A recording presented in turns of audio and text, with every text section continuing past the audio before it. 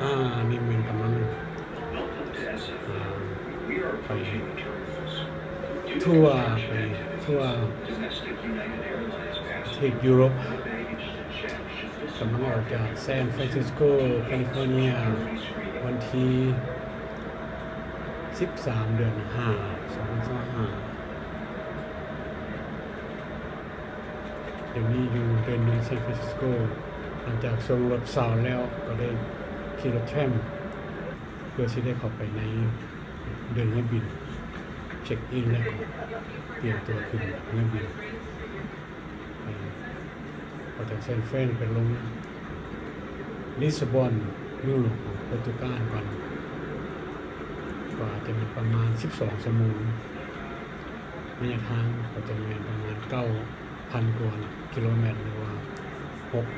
6,000 ไมล์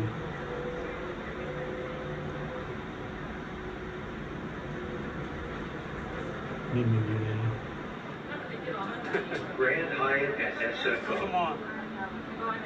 เดินให้บินซานฟรานซิสโก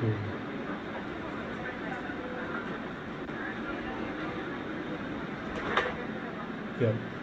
กือบประทันให้บิน เกือบตกเงื่อนบินย้อนว่าไปซ่อหาบอลส่งรถเสาขี่ไป2-3 รอบจึงได้ไปถึงบอลหรือNext stop is Garage A. Please hold on. นี่มันกำลังนั่งท่าขึ้นให้บินสายการบินโปรตุเกสนี่มันไม่ได้เครื่องบิน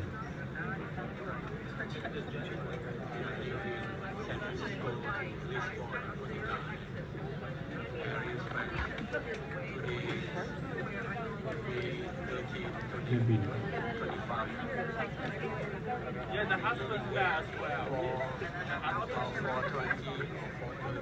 มี3 แถวละ 3 ที่นั่ง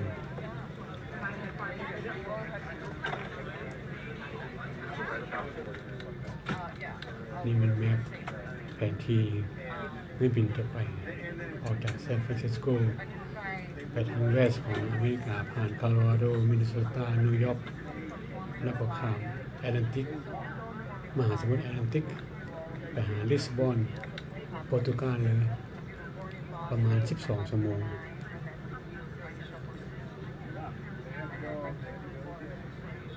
ต่อจากลิสบอนก็จะมันขี่เครื่องบินไปลงปารีส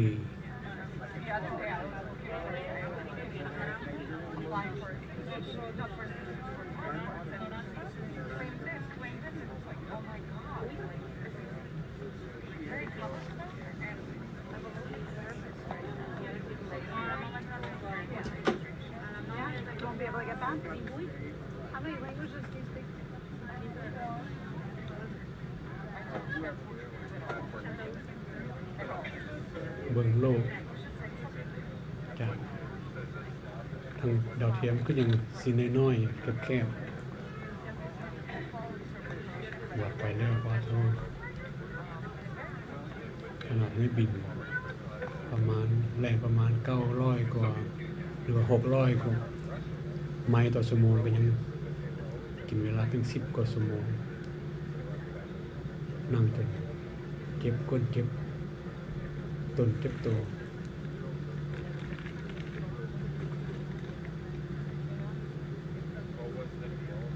แต่ว่ามาทางแอตแลนติกแปซิฟิกมหาสมุทรแอตแลนติกนี่บ่มีนะเทอร์บูลันซ์หลายก็ยังไปทางนั้นนะมหาสมุทรแปซิฟิกเนาะตอนไปเอเชียเนี่ยต้อง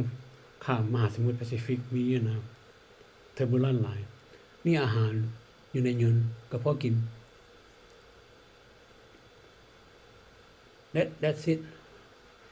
นี่มันวิดีโอวันของการเที่ยวยุโรปเปลี่ยน country stay tuned กันได้ไหมบอกแล้วนะ